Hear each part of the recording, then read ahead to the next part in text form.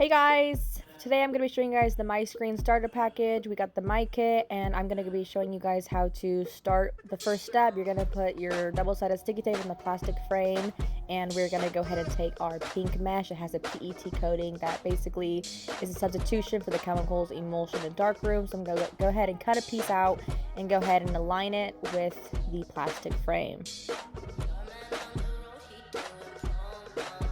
Next step is we're going to go ahead and send the image to the artwork. I got my Miscreen software, just put my image in there, and I sent it over to the machine, and I go ahead and put the arrow from the plastic frame to the Miscreen, and now we are burning our screen in 30 seconds.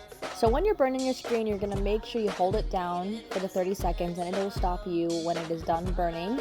And then also this one screen does 200 impressions and 203 dpi. So now that we burnt our screen, I'm going to go ahead and take the board and go ahead and put a material down on there and take my burnt screen and apply some ink. And you can use any ink you would like. In the startup kit, we usually recommend doing the water-based inks because we can go ahead and wash those out.